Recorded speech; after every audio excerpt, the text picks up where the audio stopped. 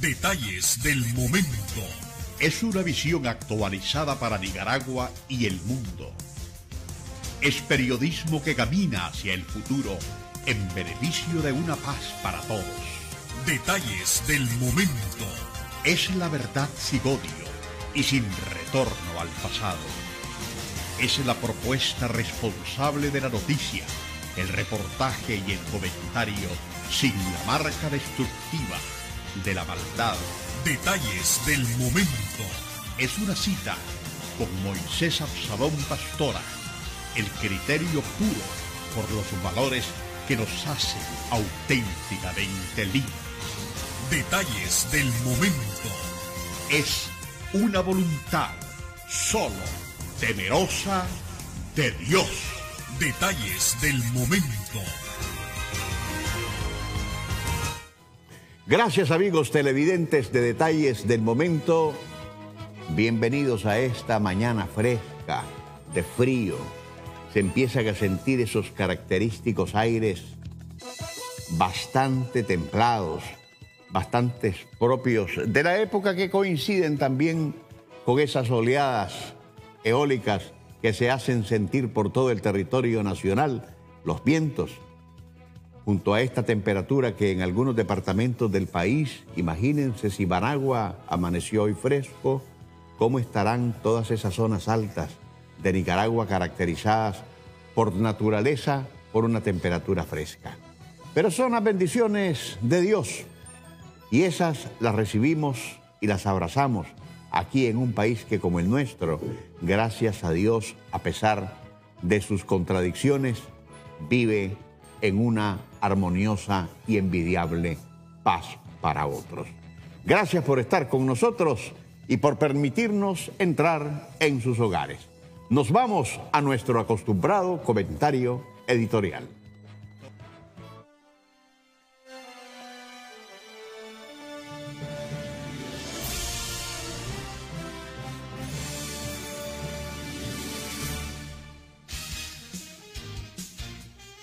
El pensamiento editorial de Detalles del Momento, más allá de la noticia, es la realidad devenizada por el análisis a fondo que escribe y habla Moisés Absalón Pastora, una voz comprometida con el más alto interés nacional.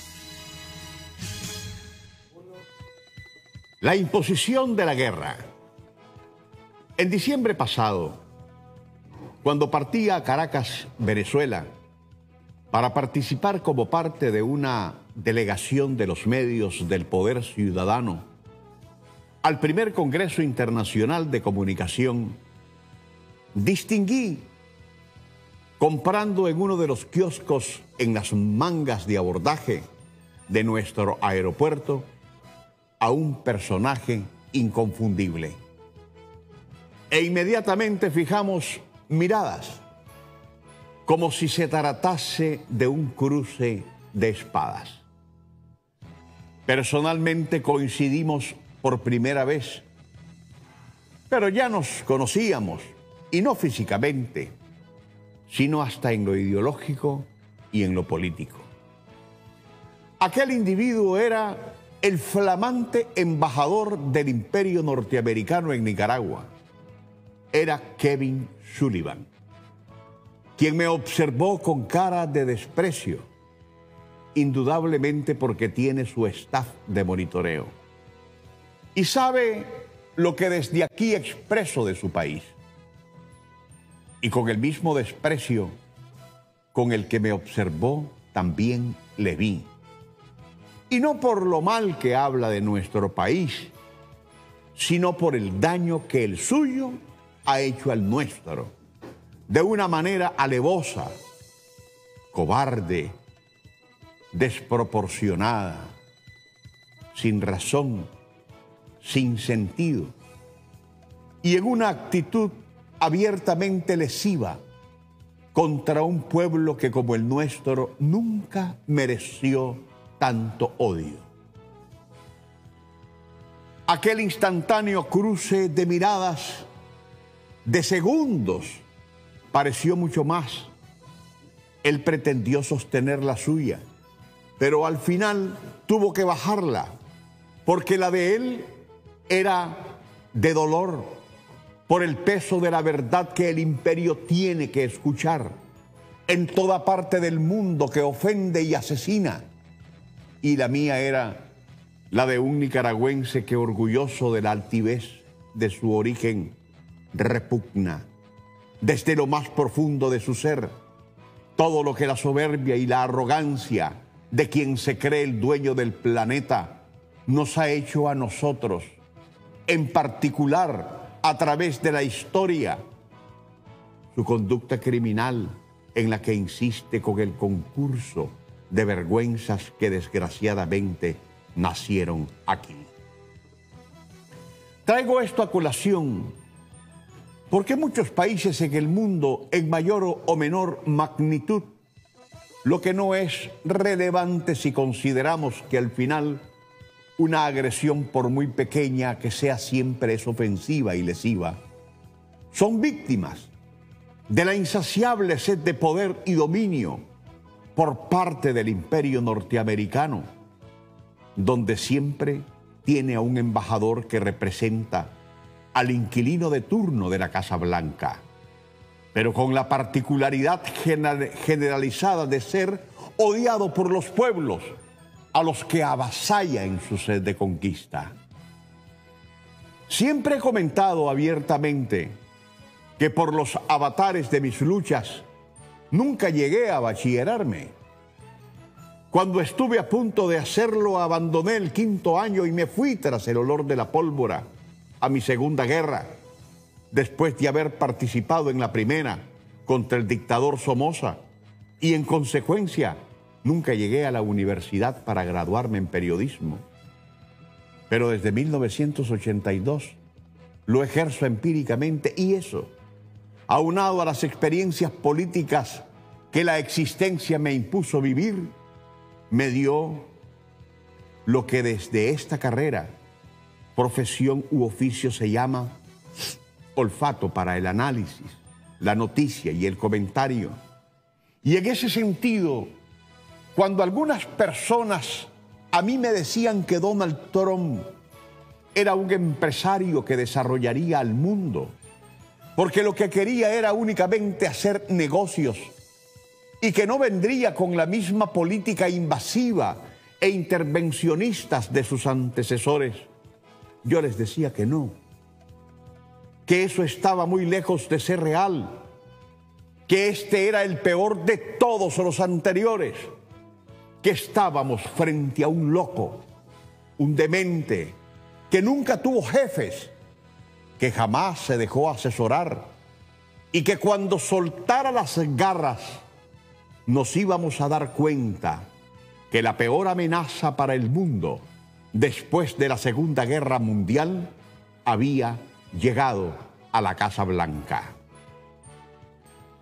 Ese cruce de miradas que tuve con Kevin Sullivan en nuestro aeropuerto el pasado diciembre sintetizaba mi criterio con respecto a los gobiernos de Estados Unidos, y que igualmente lo traslado a quienes, miserablemente siendo muchos gringos caitudos, son los lamebotas de quienes hoy los usa y mañana los escupirá como bagazos, porque el imperio tiene intereses, nunca amistades.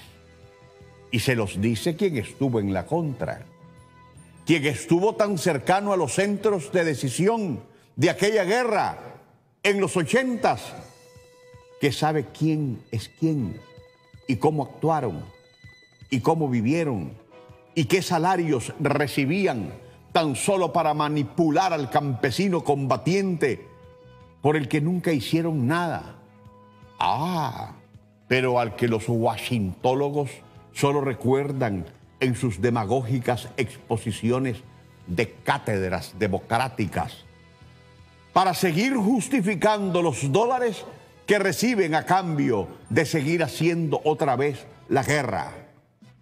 Esta vez no desde una estrategia convencional, sino cobardemente terrorista, a base de mentiras, de fraudes, de locuras, paridas desde la ignorancia, que tienen un solo hilo conductor: destruir un país que había sepultado el odio y la guerra, que siempre nos impuso el enemigo de siempre, el imperio norteamericano. Hoy el mundo está en vilo porque el enemigo del planeta, el policía del mundo, con un loco y demente como Donald Trump, decidió ejecutar un magnicidio en Irán, que ya está derivando en la más cercana posibilidad de una tercera guerra mundial, que no será con infantería, ni con tanques, ni con cañoncitos, ni con morteros, ni con Garand, ni con M-16 o ACAS. Esta será una guerra desde submarinos, desde portaaviones, con misiles balísticos dirigidos con precisión quirúrgica por satélites que ya se tomaron el espacio y donde morirán o moriremos millones de personas, independientemente de las distancias y de las ideologías. Porque el negociante de la Casa Blanca quiere activar la industria de la guerra. Y lo más criminal es que hay analistas internacionales que te dicen que el Peluemay, que estará seguro en el búnker del Área 51, donde ya tiene instalado su Situation Room, sofisticado, lleno de pantallas y comodidades, hace lo que hace para garantizarse la reelección en un país que está solo frente al odio de un mundo que lo detesta y que podría dejarlo convertido en piedra si China, Rusia, Europa y el resto del mundo decidimos, desde lo que imponga la dignidad, acabar con eso que se llama imperio norteamericano. Donald Trump, que está bajo un juicio político en su país, tiene un serio problema interno que ha dividido políticamente al establishment, porque el imperio, que en el mapa del mundo pretende imponerse como el gran regente, el gran policía, se la está viendo o se le está viniendo abajo, porque ante tanta prepotencia perdió el respeto del planeta que detesta tanta arrogancia e irrespeto de su parte. Esa bandera de barra y estrellas que caracterizó a esa gran potencia, ahora cualquiera la manosea. Los coreanos de Pyeongchang se ríen del inquilino de la Casa Blanca. Europa ve por debajo del hombro al gerente de la oficina oval. Los africanos lo ven con indignación. Y para América Latina, ofendida y maltratada por este tipo, es como si no existiese. Porque hasta naciones como Nicaragua, que nada que ver con ningún tipo de poderío militar, pero sí de dignidad, ha recibido de ellos intervenciones, invasiones, dictaduras, terrorismo y asesinatos que nos han lastimado absolutamente a lo largo de la historia. Y a pesar de ello, el imperio en sus expresiones de poder continúa en las mismas, sin poner detentes a sus agresiones. Donald Trump torpedeó el acuerdo global para que su país se insertara en una estrategia para el cambio climático que distorsiona con su propia garra. Decidió por sí y ante sí trasladar a Jerusalén su embajada reconociéndola como la capital de Israel, lo que no fue aceptado por el mundo. Y como en la ONU el rechazo fue reafirmado, entonces amenazó con retirarle la cuota financiera, como igual lo ha hecho con la PELELE, Organización de Estados Americanos, por aquello de que ¿estás conmigo o estás contra mí? Donald Trump se excluyó de la Comisión Interamericana de los Derechos Humanos de las Naciones Unidas. Donald Trump amenazó a los jueces de La Haya porque estos pedían colaboración de Estados Unidos para averiguar sobre el genocidio que la bandera de las barras y las estrellas cometió en Afganistán. Y es el mismo que está demencialmente obsesionado con Cuba, Venezuela y Nicaragua, sobre las que interviene descaradamente. Es el mismo que financió y articuló el golpe de Estado en Bolivia contra Evo Morales, porque quiere hartarse el litio. Donald Trump es quien está obsesionado con levantar su propia muralla, mientras en Europa todos los días se celebra la caída del muro de Berlín, que se vino al suelo para integrar, para unir, para pacificar. Donald Trump avivó el racismo en su país a través de una persecución hitleriana contra los musulmanes, los africanos y los latinos, al extremo del renacimiento del Ku Klux Klan, que ya se lanza abiertamente contra aquellos que no son anglosajones. Donald Trump se ha convertido en un presidente que mantiene una relación fatal contra los medios de comunicación, a los que fustiga y amenaza desde su cuenta personal en Twitter y desde donde se pronuncia con frases inapropiadas de la investidura que tiene. Donald Trump reconoció al reelecto presidente de Honduras en un proceso donde la OEA dijo que había que repetir las elecciones, pero el Parlamento Imperial de Estados Unidos no ha respetado lo que esa misma OEA dijo al manifestar que las últimas votaciones municipales en Nicaragua no alteraron la voluntad popular.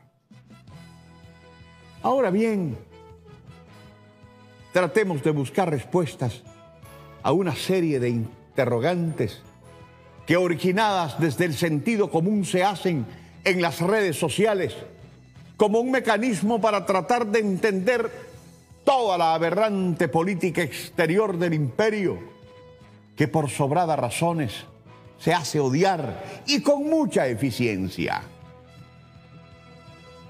¿Cuántas armas de destrucción masiva tenía Saddam Hussein?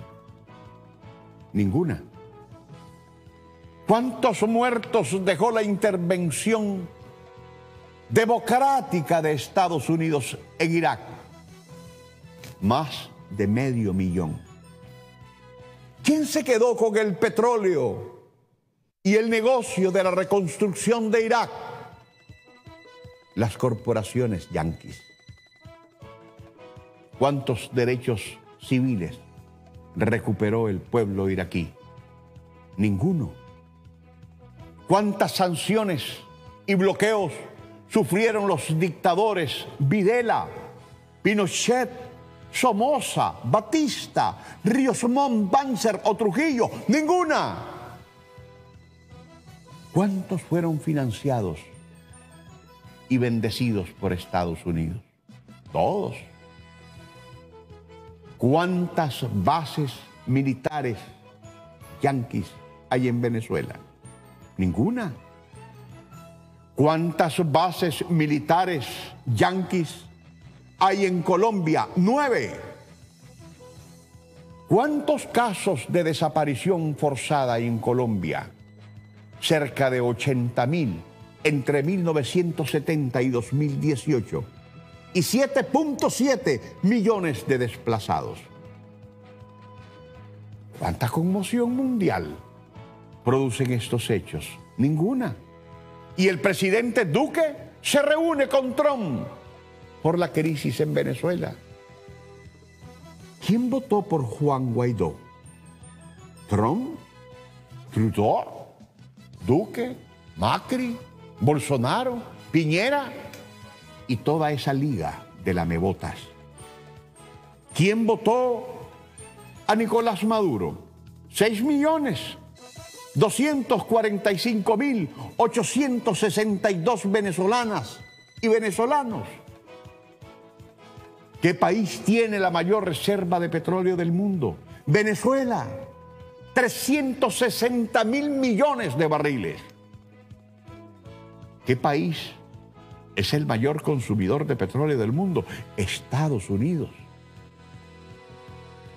¿Cómo puede ser Venezuela, Cuba o Nicaragua una amenaza para la potencia militar más grande del mundo, que tiene 700 bases militares en todos los continentes y más de 300.000 soldados? ¿Qué país es el mayor productor de armas del mundo? Estados Unidos. ¿Por qué los países dominantes del mundo acusan a China y Rusia de querer dominar al mundo si ninguno de ellos ha invadido ningún país ni trata de intervenir en los asuntos internos de ninguna nación? ¿Cuántos países ha invadido Estados Unidos? Más de 50. ¿Cuántos de esos países invadidos están mejor que antes? Ninguno.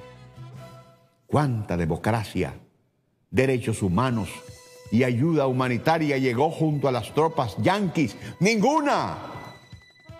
En serio, la solución para Venezuela vendrá de la mano del Pentágono, Donald Trump, Israel, el FMI. ¡No! Estados Unidos es el mayor consumidor de drogas del planeta.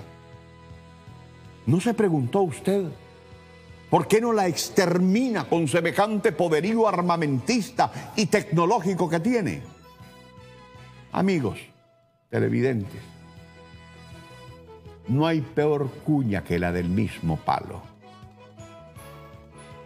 Y sobre lo que realmente hace el imperio al planeta, Howard Zinn, historiador estadounidense, purgado por el establishment de su propio país, dijo con respecto a las aventuras invasivas yanquis lo siguiente: no fuimos a Vietnam a llevar democracia, no fuimos a Panamá para acabar con el narcotráfico, no invadimos Afganistán e Irak para detener el terrorismo. Nuestros objetivos eran los objetivos de todos los demás imperios de la historia del mundo. Mayores beneficios para las empresas, mayor poder para los políticos. Que Dios bendiga a Nicaragua. Nos vamos a una necesaria pausa comercial y a nuestro retorno estaremos hablando del potencial energético de nuestro país con el presidente ejecutivo de Enel. Quédese con nosotros, ya volvemos.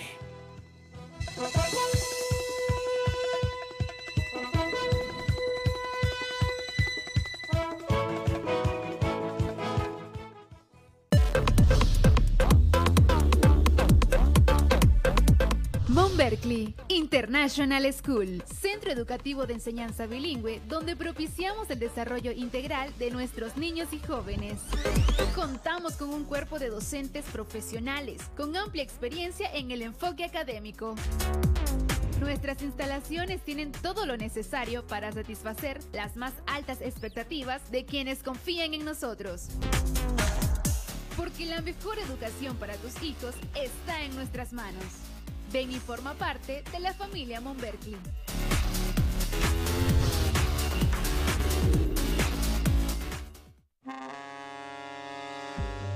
Puerto Corinto es el más importante de Nicaragua, por donde se exporta e importa la mayor parte de productos. Este puerto, además de industrial y comercial, se ha convertido en destino turístico. Puerto Corinto, por tercera vez, obtuvo la certificación de puerto seguro, avalado por la Organización Marítima Internacional OMI. Puerto Corinto, trabajamos juntos para el crecimiento del país. Gobierno de Reconciliación y Unidad Nacional. Barreto Publicidad, líder en rotulación. Desde una tarjeta de presentación hasta una valla unipolar, contamos con un pequeño y gran formato de impresión, bordado, rotulación luminosa, letras cajuelas, acrílico, LEDs, stamp y mucho más. Contáctanos. Altamira de Este, de donde fue la Vicky, 2.5 cuadras al sur. Teléfonos 2277-1344 o bien al 8865-0149. Gerencia @barretopublicidad.com. Ventas @barretopublicidad.com. Si lo que deseas es disfrutar de la elegancia y la tranquilidad de Matagalpa, IN es tu mejor opción. Con un servicio de alojamiento diseñado para tu comodidad, con habitaciones de lujo matrimoniales, dobles, triples y familiares. Te ofrecemos los servicios básicos, además de aire acondicionado, televisión por cable, secadora, parqueo privado y desayuno de cortesía. Ubicados de restaurante Tip Top 50 metros al norte en Matagalpa. Para sus reservaciones, llamar al 2772-2973. El histórico Parque Loma de Tizcapa te espera con nuevas atracciones. Disfruta en un ambiente seguro y agradable con áreas de recreación infantil, un poco de historia y la maravillosa vista de nuestra ciudad capital. Visita con toda tu familia el Parque Loma de Tizcapa. Alcaldía de Managua. Buen gobierno.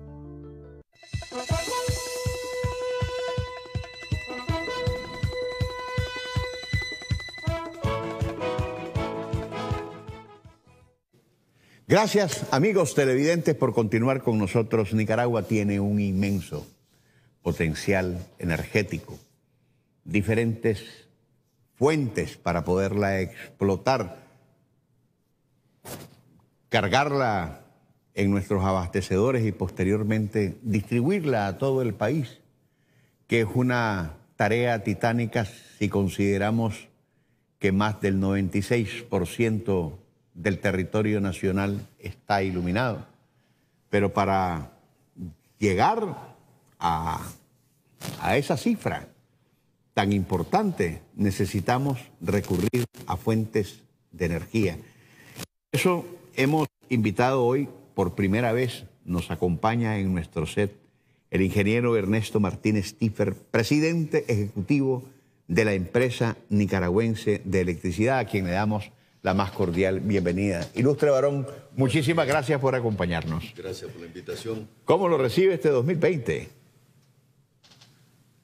Pues nos recibe normal, en el sentido de que hay que seguir adelante, hay que seguir trabajando, hay que seguir rehabilitando nuestro sistema interconectado nacional, nuestras plantas de generación, y en ese sentido llevamos ya mucho tiempo de estar queriendo actualizar y modernizar nuestras plantas que juegan un papel importantísimo en la generación eléctrica que tiene nuestro sistema interconectado nacional. Y me refiero específicamente a nuestras plantas hidroeléctricas que han sido parte del sistema nuestro desde hace ya muchísimos años atrás y que son las plantas de generación que vienen a regular nuestra demanda diaria, nuestros picos diarios.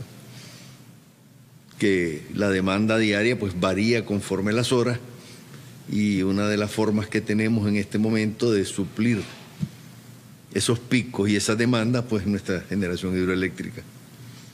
Y entonces nosotros estamos en este momento ya finalizando una rehabilitación que tenemos ya 3 años de estar llevándola a cabo, que ha sido la rehabilitación y modernización de nuestras plantas hidroeléctricas que tenemos, que es la planta Carlos Fonseca, equipo Ciudad Darío, y la planta hidroeléctrica Centroamérica, que está en la vecindad de la ciudad de Jinotega.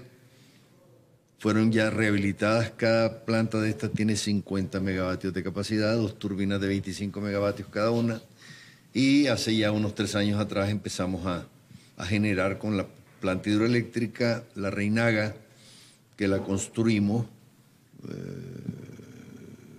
en un plazo de unos 3 años. Entonces toda esta parte hidroeléctrica representa más o menos hoy en día cerca del 12 al 15% de la generación total que tiene nuestro sistema. El presidente Ortega, en 2 días, el próximo 10 de enero, va a coronar 13 años de estar nuevamente administrando el país, gerenciando el país. Pero cuando en el 2007 llega por una votación masiva, el país se encontraba en una oscuridad total y absoluta. Y es interesante tratar de explorar en el recorrido de estos últimos 13 años qué teníamos antes y qué nuevo tenemos ahora. Es importante señalar que en el 2007 nosotros teníamos un poco más del 50% de cobertura nacional. Es decir, electricidad, casi la mitad de Nicaragua no la tenía, no llegaba la electricidad. Teníamos una matriz de generación que cerca del 80% era a base de combustible fósil y un 20% de recurso natural. Y además de eso, teníamos 12 o más horas de racionamiento al día, que a mucha gente ya se le olvidó. Muchas personas en nuestro país tienen la memoria frágil y se le olvidan muchas cosas.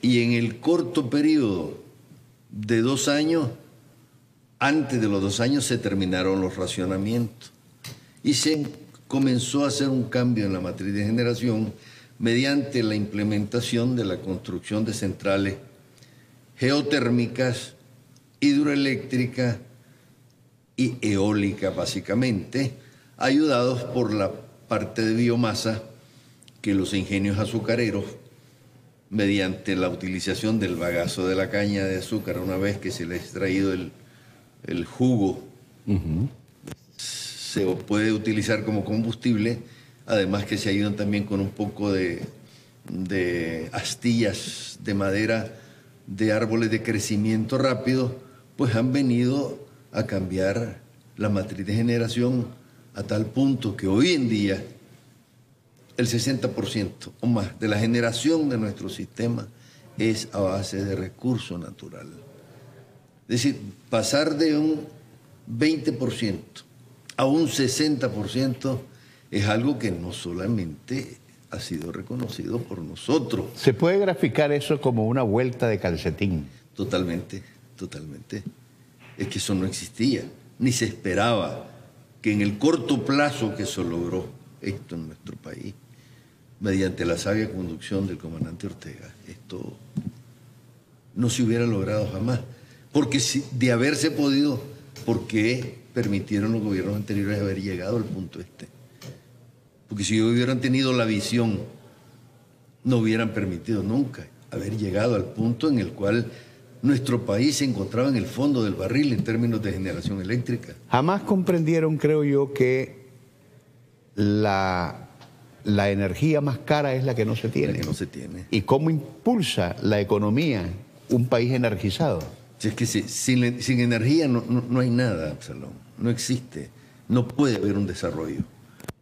Y fue lo primero que se nos instruyó a un grupo de compañeros que ya teníamos ciertos años de estar involucrados en la parte de generación, en la parte de distribución e inclusive en la parte de transmisión eléctrica y subestaciones, que hiciéramos lo que habría que hacer a fin de que se lograra estabilizar, primero el sistema, que no hubiera racionamiento, segundo, el cambio de matriz y tercero, la cobertura nacional, que sí te quedaste un poquito corto, es más del 97% lo que hoy en día nuestro gobierno a través de Enatrel ha hecho en todo el país. Obviamente que aquí juega un papel importante, muy importante, las fuentes de financiamiento que han sido fundamentales para poder hacer esto. Hemos tenido tanto lo que es el Banco Centroamericano de Integración Económica, Banco Interamericano de Desarrollo y gobiernos amigos como Corea, por ejemplo, Venezuela, ya no se diga pues la cantidad de ayuda que nos ha dado en materia de energía, y otros países, la India también ha ayudado a Nicaragua, Japón. Pero también han venido inversionistas interesados. El desarrollo que hemos logrado ha sido un desarrollo donde básicamente el sector privado es el que más se ha beneficiado, porque los proyectos que se han llevado a cabo en Nicaragua en los últimos años, como potencia a instalarse, el Estado como tal ha instalado un proyecto de 17 megavatios, que es la Reinaga hidroeléctrico, pero el resto de los proyectos, San Jacinto Tizate, por ejemplo, que tiene 72 megavatios como capacidad instalada, es un proyecto que se logró hacer mediante una inversión privada que llevó a Nicaragua. Los proyectos eólicos, todos han sido privados. Los proyectos de biomasa han sido privados. Hay inversión inclusive en térmicas convencionales que funcionan con combustible fósil, que se conoce con el nombre de aceite pesado, que es el búnker, que son privados. El desarrollo energético eléctrico de nuestro país en los últimos años ha sido, en materia de generación eléctrica, casi en su totalidad privado. En el 2007, cuando hace 13 años arriba nuevamente al poder el comandante Daniel Ortega Saavedra, la relación de la generación con respecto a la demanda estaba totalmente deficitaria. ¿Cómo estamos hoy? Esa generación con respecto a lo que realmente estamos generando. Nosotros hoy en día tenemos un poco más de 1.200 megavatios como capacidad instalada. La capacidad efectiva del país es un poco menos, pero siempre mucho más arriba de lo que por hoy es la demanda máxima que tenemos durante el día. Anda por los 650 megavatios casi. Y cuando hablamos de capacidad instalada y efectiva, hablamos de que en un tiempo la generación puede ser mayor o puede ser menor. Hablamos de que la generación, en el momento que se requiera en estos tiempos, hay suficiente reserva para entrar y suplir una eventual demanda que pudiera llevarnos a un aumento más allá del normal. Con esto te quiero decir que, por ejemplo, ¿cómo se hace para ver qué es lo que va a pasar en un país? Se calcula su crecimiento y entonces el Ministerio de Energía planifica y dice, bueno, basado en esta demanda que vamos a tener por el crecimiento, de acuerdo a la cifra Banco Central, etcétera, entonces nosotros debemos de tener en tal momento, para tal año, una capacidad instalada de tanta potencia, para que signifique una energía determinada que hay que generar. Y eso es lo que nos ha permitido tener las reservas necesarias para que no lleguemos a tener ni siquiera una cercanía en lo que es la demanda máxima y la capacidad que tenemos efectiva de nuestro sistema. Tenemos mucha energía de respaldo, no hay problema en ese sentido y además existe la interconexión eléctrica centroamericana a través de lo que es el sistema de Centroamérica que nos... Somos capaces de suplir ahora. Somos capaces de suplir, de recibir, y eso depende es una cuestión económica muchas veces, ¿no? Porque si tu generación es más cara que lo que podés importar, por ejemplo. Entonces los países buscan cómo defenderse en un momento determinado. Y entonces es un juego que existe en los países de Centroamérica, donde controlados a través de lo que es el core que estén en San Salvador, los países demandan una cantidad de energía al día y dicen, bueno, necesito para tal hora, mañana, pasado, etcétera, tantos megavatts hora. Entonces ellos se encargan de buscar la mejor opción para ese país. Estamos, amigos televidentes, conversando con el ingeniero Ernesto Martínez Stiffer, presidente ejecutivo de la empresa nicaragüense de electricidad. Con más de este tema tan importante y sensible para el desarrollo estratégico del país, volvemos luego de estos necesarios mensajes comerciales. Ya volvemos.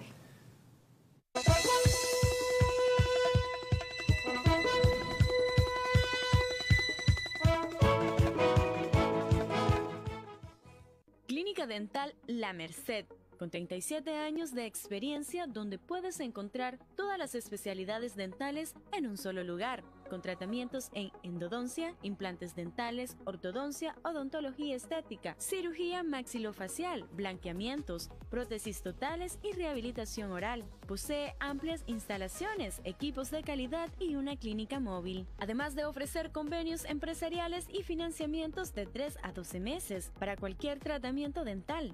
Clínica Dental La Merced está ubicada en Matagalpa, edificio Yelva, media cuadra al este, Cebaco, contigo Almacenes Tropigas, Río Blanco, frente al Banpro. Clínica Dental La Merced Managua, ubicados de Farma Balúe, 3 cuadras al este y media al sur. Una bella sonrisa es nuestra mejor recompensa. Frente a Metrocentro Managua, lo nuevo, lo bueno, lo sensacional, el gigante de los circos.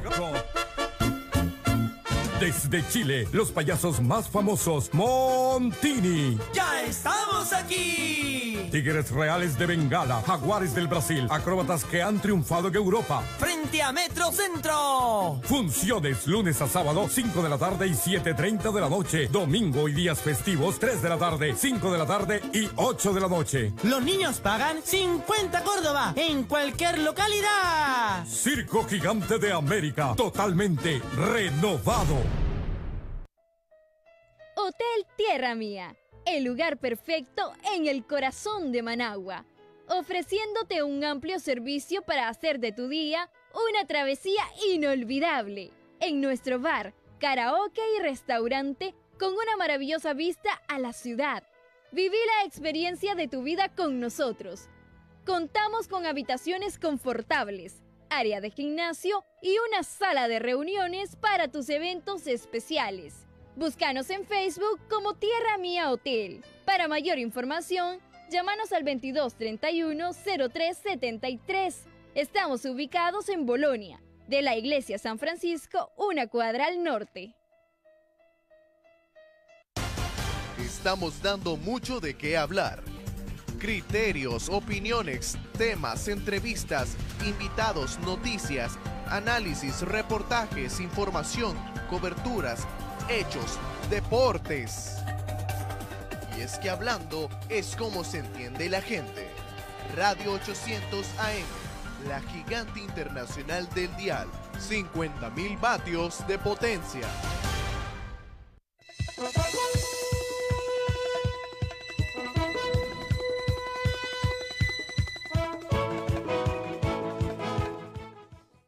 Continuamos, amigos televidentes, en el último trayecto del programa con el ingeniero Ernesto Martínez Stiffer, presidente ejecutivo de la empresa nicaragüense de electricidad. En él tenemos una diversificación de sistemas y de fuentes energéticas en el país, pero por supuesto, uno de los que está ahí siempre latente, aunque venimos en un proceso de sustitución del cambio de matriz, es aquella que depende del petróleo, del búnker, de ese hidrocarburo, que ahora con esta situación que se ha dado en Irán, de este atentado terrorista de Estados Unidos contra uno de los líderes más icónicos y emblemáticos de Irán, se ha disparado. El mundo petrolero así es.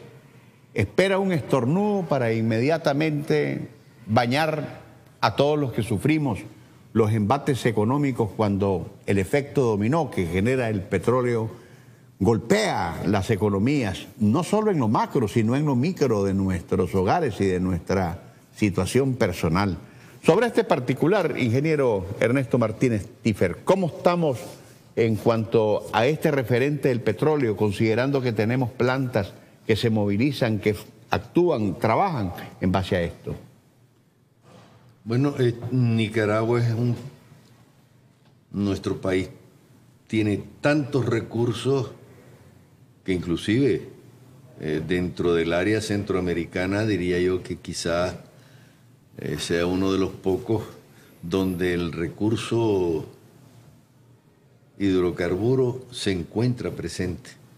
De hecho, a lo largo de nuestra historia, desde el año 1969, 68, han habido perforaciones aquí en el mar, en el Pacífico de Nicaragua. Exxon en aquel tiempo, a través de una compañía, recuerdo que se llamaba El Paso, Texas, de perforación, perforó 3 pozos aquí frente a las costas de Mazachapa y encontraron gran producción de gas natural. Obviamente que en aquellos tiempos pues el gas era beneficio para la compañía que estaba en ese momento buscando el petróleo, la compañía que tenía la concesión, pero no se pensó en el país como tal. Eso se cerró, se clausuraron los pozos y se dejó. Y comenzaron a hacer investigaciones en la costa caribe de Pero Nicaragua. si se encontró el gas está ahí. El gas está ahí. Entonces, empezó en ese momento unas perforaciones en todo el Caribe de Nicaragua. Se llegaron a perforar más de 34 pozos, más de 4.000 metros algunos, ahí en el Caribe.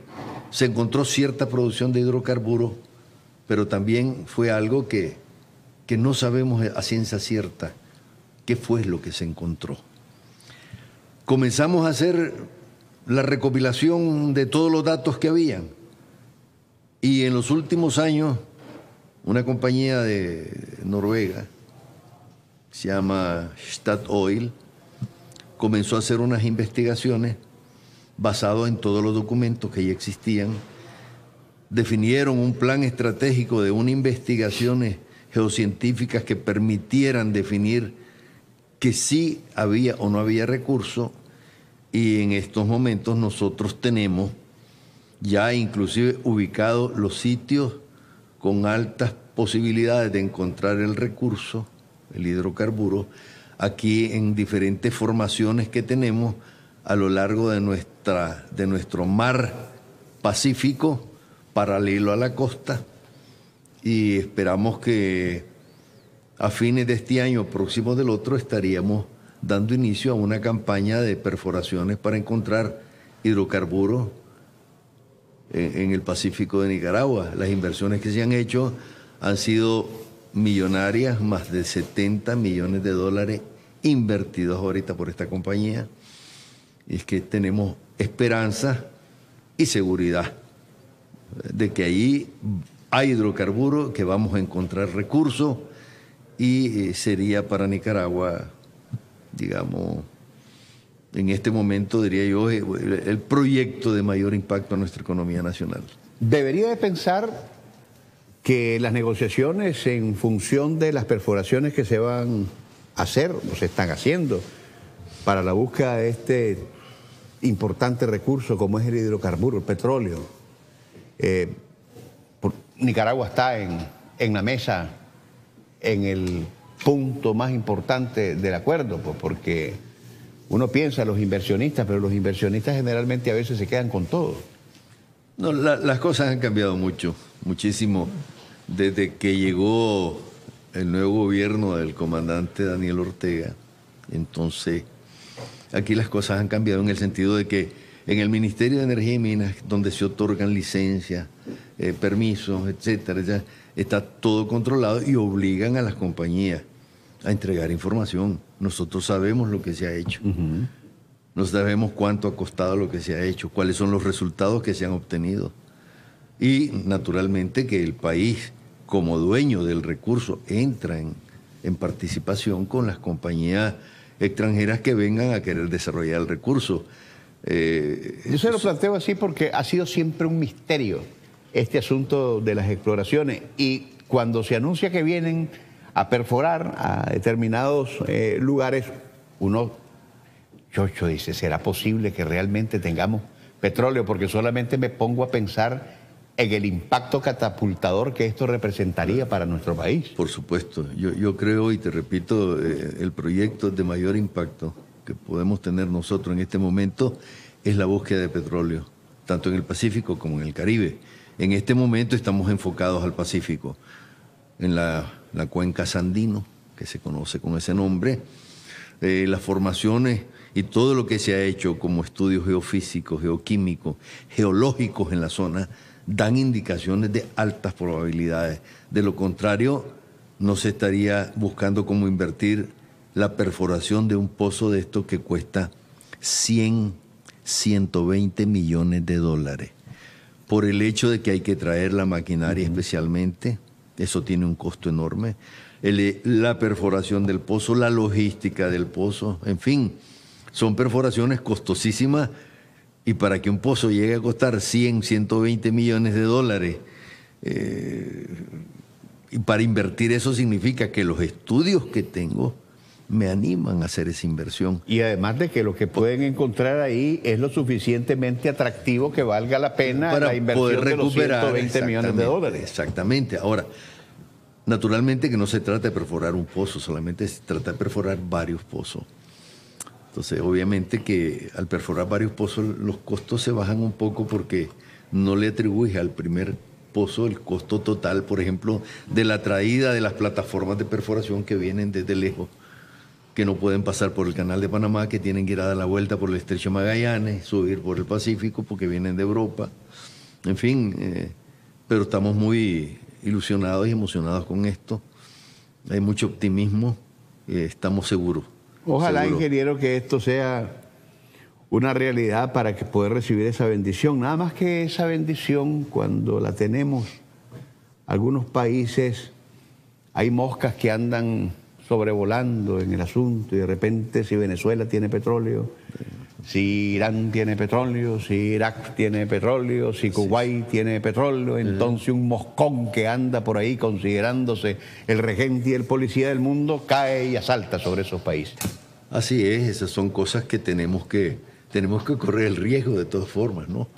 Porque peor sería que sepamos que lo tenemos y lo dejamos guardado. Saquémoslo a ver qué pasa. Ingeniero, muchísimas gracias por haber atendido nuestra invitación. Llévese este recuerdito de detalles del momento para cuando esté en su oficina se tire ese cafecito expreso que ya veo que le gusta bastante. Así es, así es. Así cantadito, como dicen los cubanos. Ok. Y usted, amigo televidente, por su atención, muchísimas gracias. Hasta mañana, si Dios así nos lo permite. El momento es la